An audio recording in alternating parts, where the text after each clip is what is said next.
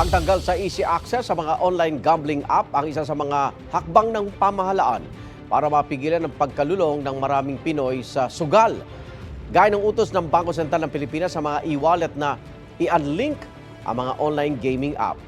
Nauna nang nangako ang ilang kumpanya ng e-wallet na tatalima oras na makuha ang formal na utos ng BSP. Ang mismong players kaya, pabor ba? May Street Hear It Live, si Bam Alegre.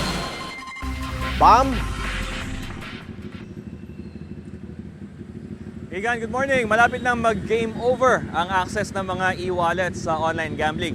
Kaya dito sa Street Hear It, inalam natin ang pulso ng ating mga kapuso kaugnay ng bagong kapalaran ng online sugal.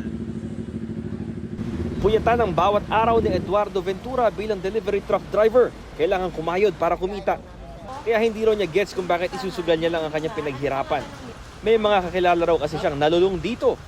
Meron po akong mga nakikilala po na nalululong po sa mas mainam pa nga po, mawala na po, maibigay na lang po sa pamilya at sa mga anak na mag-aaral, nangangailangan. Naranasan na rin mismo ng delivery rider na si Rams magbanduan na madehado sa sugal. Easy access lang kasi sa e-wallet ang parehong pondo niya, pati ang mga laro. Kaya sang-ayon siya na tanggalin na ito sa e-wallet once and for all. Tama lang yun para wala nang maingganyo. Naranasan ko na yan, matalo. Masakit sa loob. Naglalaro rin ng BPO employee na si Rome Dayag ng online gambling. Pero itinigil din daw niya dahil mabilis daw matalo ng pera. Lalo na kung gigil na para bawiin ang nagpatong-patong na talo. Isa lang masasabi ko dyan, one click lang yan. Kaya yung mabilis talagang maubos. Mas okay na yung wala na mo ng online gambling. At ngayong bilang na ang araw ng online gambling sa mga e-wallet, mas yamado ang pulso sa kalye. Good move nga raw ito para iwas tukso. Hindi naman tayo mayamang bansa. Bakit tayo magsusugal pa? Tikain na lang natin. Tsaka yung sa pamilya. Mas maigi, sir. Kasi mas mape-prevent yung mga tao sa pagkalulong sa sugal.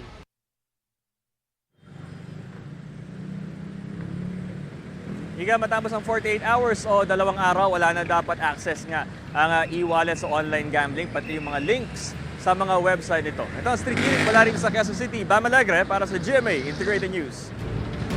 Igan, mauna ka sa mga balita, mag-subscribe na sa GMA Integrated News sa YouTube para sa iba't ibang ulat sa ating bansa.